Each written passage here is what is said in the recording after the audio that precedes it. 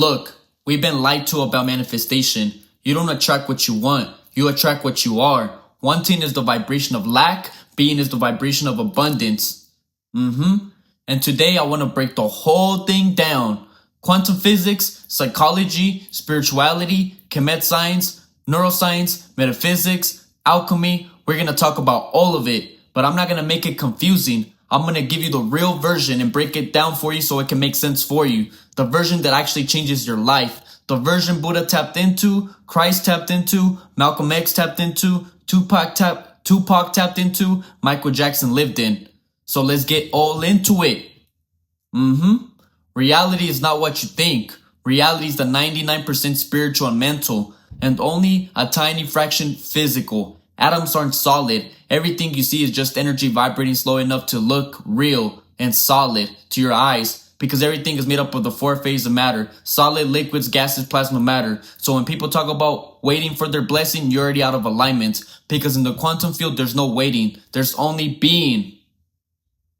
Time itself is an illusion, a measuring tool for the physical world, man-made, not a universal truth. So the moment you say good thing takes time, you just told your subconscious mind to delay your blessings. When you say, I'll be successful when this happens, or I'll be successful when you just told the universe to hold it back. That's basically what you're doing. When you say, I gotta work hard to be worthy, you just told yourself you're not worthy right now. I'm gonna let that marinate, because your subconscious don't argue with you. It obeys you. And 99% of your reality is created subconsciously in the spiritual mental realm, which is the 99%, and the physical reality 0.035%. Neuroscience proved this. Your brain fires based on identity, not desire. If your identity is broke, your brain fires broke patterns. If you identify as unlucky, your brain literally filters out opportunities. You won't even notice them. That's not magic. That's the reticular activating system. Science and spirituality been saying the same thing this whole damn time. Just in different languages, my nigga. Your mind deletes anything that doesn't match who you think you are. So when you walk around repeating lack statements, blessings take time, or I'm trying, or one day, someday, when the time is right, you're programming the exact reality you say you don't want, my nigga. So use your fucking brain. Use it, because it's your only ally. In ancient Kemet, they told us, as within, so without. People repeat that like poetry, but it's pure metaphysics and pure mechanics. Alchemy wasn't about turning metal into gold. It was about turning yourself into gold. A divine, godlike being. That's Christ consciousness, KRST. Before religion touched it. That's inner transformation. That's the science of the soul. That's where Christ learned how to do alchemy, was in Kemet. That's where he learned Christ consciousness. Even Bobby Hemmett had been explaining this for decades. But most people hear it and think, nah, he just entertaining. Nah, he was decoding the ancient operating system of reality. That's what he was doing. Your state of being is your frequency.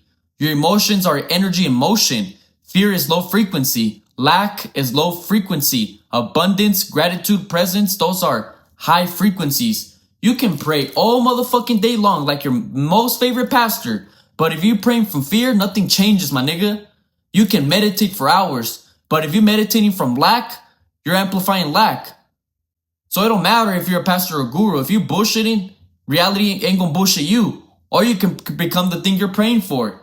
You can embody the frequency of the person you want to be and watch how reality shifts around you. When you say things like, I gotta work hard and be patient to earn freedom, you're literally saying I'm a slave right now. Energy doesn't judge you. It mirrors you. It reflects. Health is wealth. Energy is currency. Alignment is the real bank account. Aligning the Trinity, the mind, body, soul. You're already wealthy when you're spiritually, mentally, and physically aligned. And when all three planes, spiritual, mental, physical, line up, that's when you start shifting timelines, shifting multidimensionally. That's when life starts to look lucky. That's when you walk in rooms and opportunities walk to you. You don't chase, you attract. You are a magnet, an electromagnetic being. That's your magic. Look at Malcolm X. He walked like he already knew he was beyond the body. He wasn't manifesting, he was commanding reality. That's why he said, I live my life like I'm a dead man already. Because there's no fear. He overcame fear. Look at Tupac.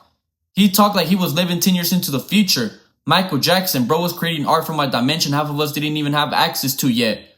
They weren't waiting. They were tuned in, locked into frequency. They understood the quantum physics.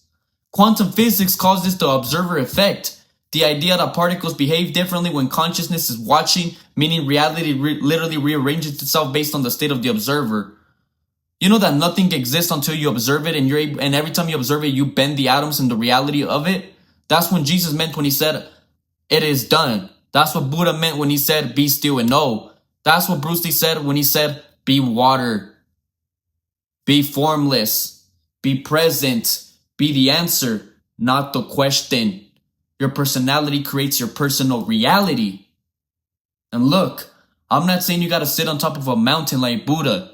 You can be tapped in eating a Popeye sandwich, my nigga, for real, if your vibration is right.